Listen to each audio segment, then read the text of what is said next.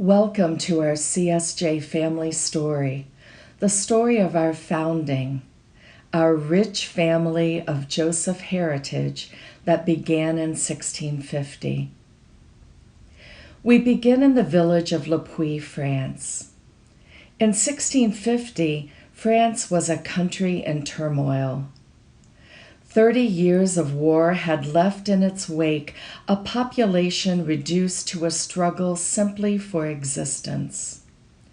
Widows and orphans especially suffered from famine, disease, and poverty. Husbands, brothers, fathers, and uncles had been killed in the war, and those men, women, and children who remained were left to fend for themselves as best they could. In the midst of this misery, the Spirit brought together a Jesuit missionary, Jean-Pierre Médaille, and a group of women who shared a compassion for their neighbors. Under the direction of this spiritual guide, these women gathered in small groups to help one another. They had two purposes for gathering together as community: to assist one another in their own quest for God and ministry, and a passion to help their suffering, dear neighbors. The only form of religious life that existed in the early 1600s was monastic life. Cloistered nuns generally came from noble or wealthy families. Entrance into a cloister required a huge dowry, and so was not a form of life available to the lower class of women of Le Puy or anywhere else in Europe at the time. Father Médaille's little design was a new way for women to serve God and God's people, and was coming to birth during a time in history when such ministry was desperately needed. Father Médaille wanted to form a new kind of religious community. Women who would live in small groups, work to support themselves, have no property or social prestige, no special works, and no identifiable habit that separated them from others. This was revolutionary. These first sisters would dedicate themselves to God with their feet in the street, to serve whatever the needs were of the impoverished people of Le Puy, who they called their dear neighbor. It was a diverse group, these first women who gathered with Father Médaille. The first sisters supported themselves by making bobbin lace.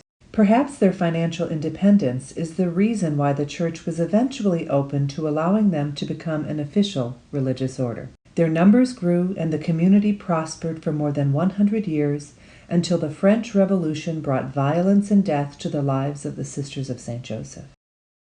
Sisters harbored priests who refused to take the oath of civil constitution of the clergy, which separated the church in France from papal authority, and many were arrested and imprisoned. Eventually, the congregation was outlawed, the right to teach was withdrawn, and the sisters were denounced as unpatriotic and enemies of the people and the revolution. During this reign of terror, nearly all of the sisters in Le Puy were imprisoned and their property was confiscated. Imprisoned sisters were brought before civil courts, and on June 17, 1794, Sisters Jeanne-Marie Aubert and Marie-Anne Garnier were guillotined. In Puivas, on July 8, 1794, Antoinette Vincent, Marie-Anne Saint-Auvert, and Madeleine Duimoulin were also guillotined. Mother St. John Fontbonne, who later refounded the Sisters of St. Joseph, and her companions escaped the same fate only by hours. Because the congregation had been dissolved, the freed sisters returned home to their families for 13 years, remained in hiding, or simply disappeared into French society. After the Revolution, there was a huge need for the presence of religious women to respond to the enormous post-revolution suffering of France. Suddenly, there was a new cry for the presence of these non-monastic apostolic religious orders. In Lyon, Cardinal Fesch saw this need, and he learned of Mother St. John Fontbonne and her relationship with the congregation during the French Revolution. He sent a messenger to her father's home and asked her to accept the mission of refounding the Sisters of St. Joseph. Mother St. John was awed and troubled by the magnitude of this mission, but strengthened by extraordinary faith and courage in God, she responded to Cardinal Fesch and arrived in Lyon on August 14, 1807.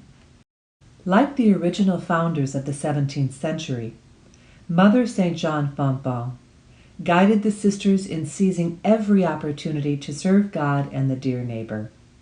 They ministered to the sick, the elderly, the imprisoned, and youth. They founded hospitals, schools, and orphanages.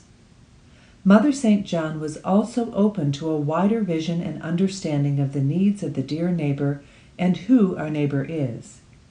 And she agreed to send her sisters across the Atlantic Ocean to serve the needs of the dear neighbor in America. The Bishop of St. Louis had heard about these sisters from a friend and desperately needed sisters to teach the deaf students in his diocese. At this point, we learn that the heritage of the Congregation of St. Joseph coming to the U.S. actually blends the journeys of two groups of Sisters of St. Joseph, one from Lyon, France, and another from Bourg, France. The first thread begins in 1834, when Mother St. John made an appeal to discern the possibility of going to America. A small and valiant group left Lyon on January 4th, 1836, and took 49 days to cross the Atlantic Ocean.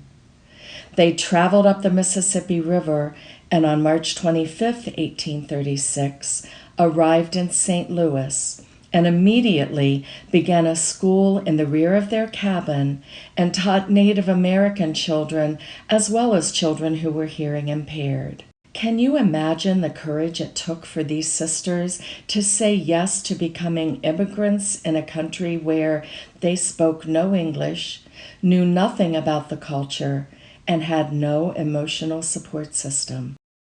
The first Sisters of St. Joseph from Bourg arrived in New Orleans bound for Natchez on December 30th, 1854. After an ocean voyage of 41 days, the three sisters on board learned that their destination had been changed to Bay St. Louis on the Gulf of Mexico. As their numbers grew, they founded ministries focused on education for white, black, and Native American children. The founding congregation of Medaille comes from this Bourg foundation. Today there are Sisters of St. Joseph in 50 countries throughout the world. When Jesus prayed that all may be one with God and with one another, he was really praying that we come to know our oneness. We are already one with God, with one another, and with all that is. Our work is to uncover the illusion of separateness. We are all the fruit of the creative breath of God. Physicists are discovering and proving scientifically what we have known all along, that all is one, connected, whole. So, our CSJ mission, with its humble beginnings, is as big as all creation, as wide and expansive as the universe. So how does this age-old mission stay alive in today's world? Who carries on the mission and charism in our time, under our watch?